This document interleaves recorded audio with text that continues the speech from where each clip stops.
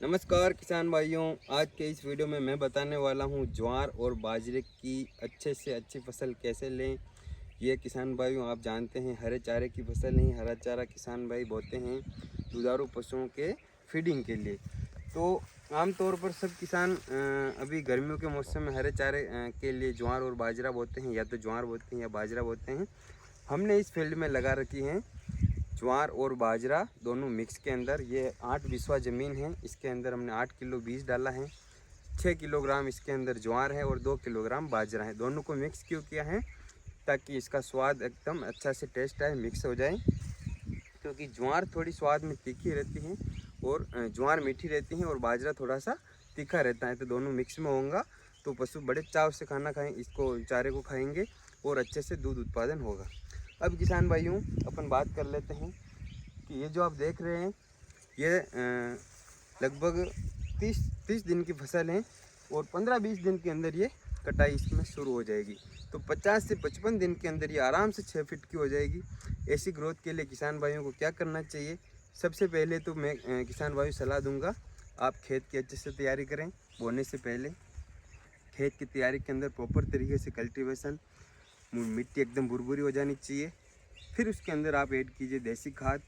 देसी खाद लगभग 1 एकड़ के अंदर आपको 3 से 4 ट्रॉली अच्छे से सड़ा हुआ देसी खाद डालना है। अगर आप कच्चा देसी खाद डाल दोगे तो आपके दीमक की समस्या होगी। देसी खाद डालने के बाद आप इसके अंदर सिंगल सुपर फास्फेट ऐड कीजिए 1 एकड़ में 1 से 1.5 कट्टा, जो 40, 45, 50 किलो का जो भी आता है वो ऐड कीजिए। फिर आप इसके अंदर फंजीसाइड, एक बार फंजीसाइड का भी एप्लीकेशन कीजिए ताकि कोई फफूंद जनित रोग ना हो। इन चीज़ों का ध्यान रखने के बाद अपने को जो सबसे मेन चीज़ है वो है बीज का सिलेक्शन। अच्छी कंपनी का अपने को बीज लेके आना है। ये हमने लगा रखी है एडवांटा जंबो गोल्ड और एडवांटा न्यूट्रीफिट। ज्वार और बाजरे की जो वेराइटी टॉप वेराइटी हैं इंडिया की, वो हमने लगा रखी हैं।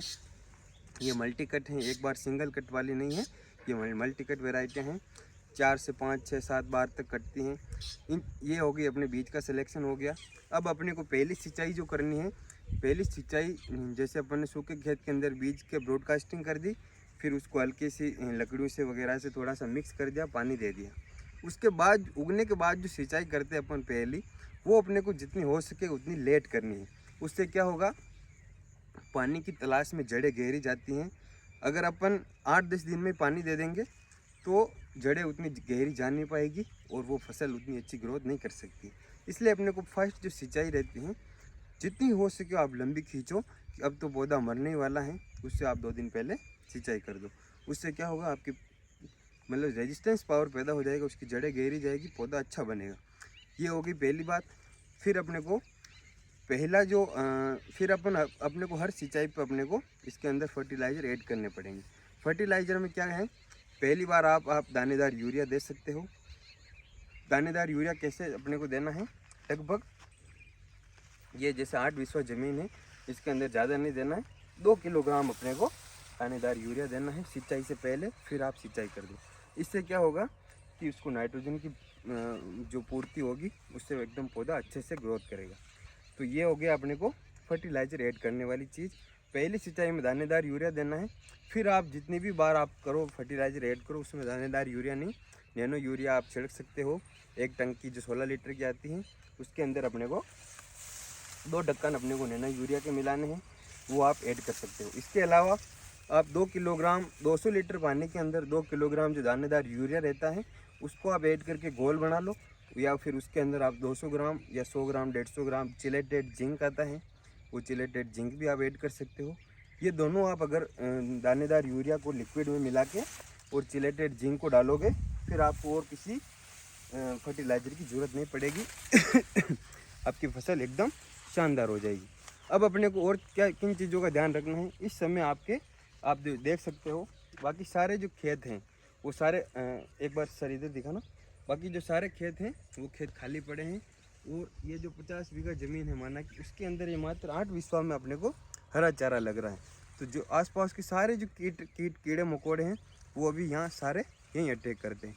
तो जैसे ये पत्ता है, ये एकदम फ्रेश है अभी। अब इसके ऊपर कोई कीट लगेगा तो वो नुकसान ही करेगा, कोई उसका फ़ायदा नहीं।